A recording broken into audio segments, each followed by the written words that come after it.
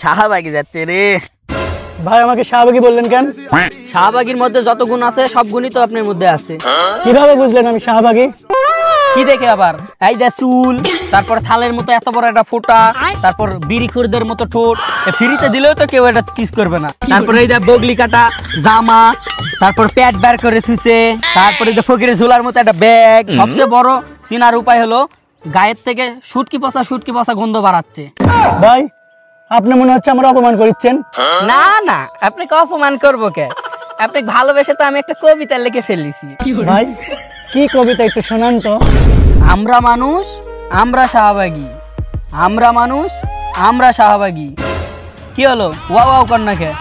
Wow wow wow wow.